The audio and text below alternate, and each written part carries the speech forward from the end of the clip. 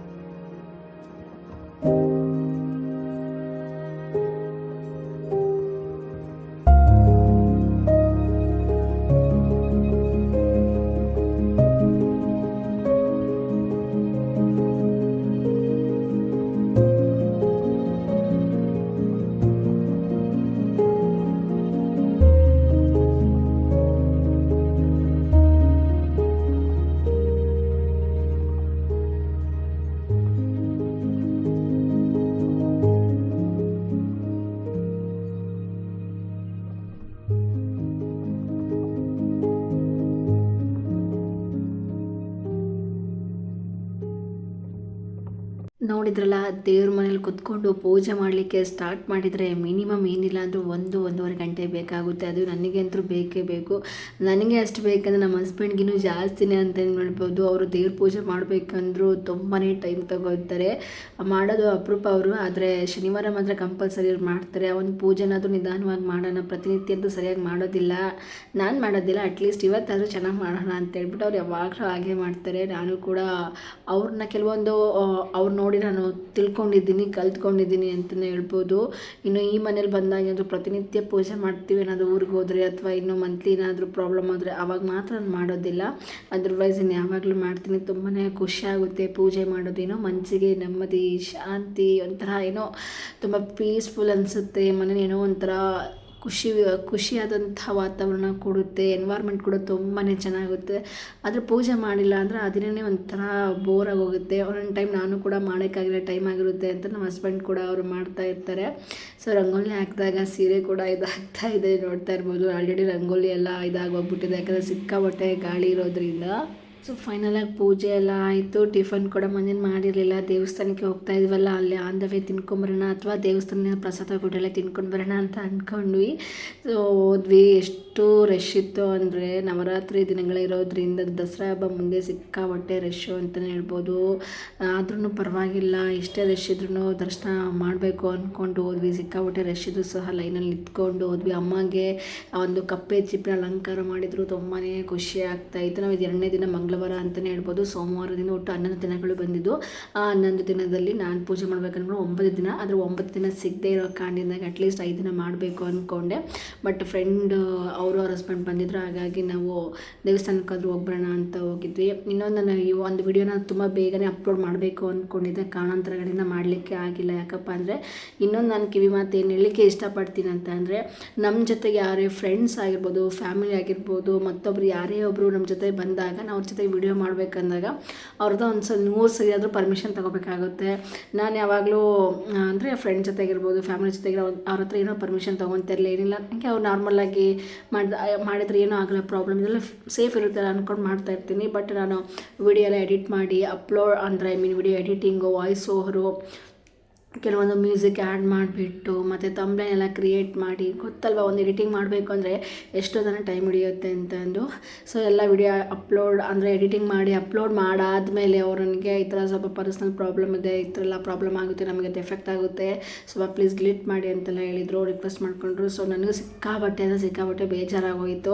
ಆ ಒಂದು ಕಾರಣದಿಂದಾಗಿ ನಾನು ಕೂಡ ವಿಡಿಯೋನ ಏನೋ ಇಟ್ಕೊಳ್ಳಿಕ್ಕಾಗಿಲ್ಲ. ಅದನ್ನೆಲ್ಲ ಮತ್ತೆ ಡಿಲೀಟ್ ಮಾಡಿಬಿಟ್ಟು ಮತ್ತೆ ನಾನು ಫಸ್ಟಿಂದನೇ ಎಡಿಟಿಂಗ್ ಮಾಡಿಬಿಟ್ಟು ವಾಯ್ಸ್ ಓವರ್ ಕೊಟ್ಟು ಮ್ಯೂಸಿಕ್ ಹಾಕಿ ತಮ್ಲೈನ್ ಕ್ರಿಯೇಟ್ ಮಾಡಿಬಿಟ್ಟು ತುಂಬಾ ಬೇಜಾರಾಗೋಯಿತು. ಇಷ್ಟೆಲ್ಲ ಕಷ್ಟಪಟ್ಟು ಮಾಡಿರ್ತೀವಿ, ಹಾಗಾಗಿ ಯಾರ ಜೊತೆಗೆ ಆಗಲಿ, ಫ್ರೆಂಡ್ಸ್ ಆಗಿರಲಿ, ಫ್ಯಾಮಿಲಿ ಆಗಿರಲಿ, ಯಾರ ಜೊತೆಗೆ ವಿಡಿಯೋ ಮಾಡಬೇಕು ಅವ್ರ ಜೊತೆಗೆ ಅಂತ ಅಂದಾಗ ಒಂದು 100 ಸರಿ ನಾನು ಅವ್ರ ಜೊತೆಗೆ ಹೇಳ್ಬಿಟ್ಟು ನಾವು ಮಾಡಬೇಕಾಗುತ್ತೆ. ಇಲ್ಲ ಅಂದರೆ ನಂತರ ಪ್ರಾಬ್ಲಮ್ ಫೇಸ್ ಮಾಡಬೇಕಾಗುತ್ತೆ. ನೋಡಲಿಕ್ಕೆ ತುಂಬ ಈಸಿ ಅನಿಸುತ್ತೆ, ಅದರಿಂದ ಸಿಕ್ಕಾಪಟ್ಟೆ ಸ್ಟ್ರಗಲ್ಸ್ ಎಲ್ಲ ಇರುತ್ತೆ.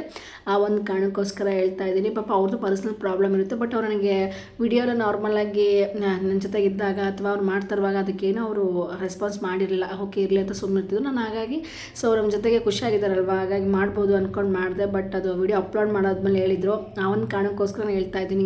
ಸೊ ಯಾರ ಜೊತೆಗಾದರೂ ವಿಡಿಯೋ ಮಾಡಿರಿ, ಫ್ರೆಂಡ್ಸ್ ಆಗಿರ್ಬೋದು, ಫ್ಯಾಮಿಲಿ ಜೊತೆಗಾಗಿರ್ಬೋದು, ಅವನ ಜೊತೆಗೆ ಒಂದು 100 ಸಲ ಕೇಳಿ ಅಂತ ಹೇಳ್ತೀನಿ. ಯಾಕಂದ್ರೆ ನನಗಾಗದಂಥ ಒಂದು ಪ್ರಾಬ್ಲಮ್, ನಾನು ಫೇಸ್ ಮಾಡಿದಂಥ ಒಂದು ವಿಡಿಯೋ, ಅದಕ್ಕೆ ಇಷ್ಟೆಲ್ಲ ಸ್ಟ್ರಗಲ್ ಪಟ್ಟಿರ್ತೀವಿ. ಸೊ ಅವ್ರು ಬೇಡ ಅಂದಾಗ ಸಿಕ್ಕಾಪಟ್ಟೆ ಬೇಜಾರಾಗುತ್ತೆ. ಹಾಗಾಗಿ ಈ ಒಂದು ವಿಚಾರದ ಬಗ್ಗೆ ನಿಮಗೆ ತಿಳಿಸ್ಕೊಟ್ಟೆ. ಸೊ ಯಾರಿಗೆಲ್ಲಿ ಒಂದು ವ್ಲಾಗ್ ಇಷ್ಟ ಆಗಿದೆ ಅವರೆಲ್ಲ ಒಂದು ಲೈಕ್ ಮಾಡಿ, ಸಬ್ಸ್ಕ್ರೈಬ್ ಮಾಡಿ ಅಂತ ಹೇಳ್ತಾ ಇವತ್ತಿನ ವ್ಲಾಗ್ನ ಮುಗಿಸ್ತೀನಿ. ಮತ್ತೆ ನಾಳೆ ವ್ಲಾಗಲ್ಲಿ ಮಸ್ತ್ ಸಿಗ್ತೀನಿ ಅಂತ ಹೇಳ್ತಾ ಅಲ್ಲಿವರೆಗೂ ಟೇಕ್ ಕೇರ್, ಬೈ ಬಾಯ್, ನಮಸ್ಕಾರ.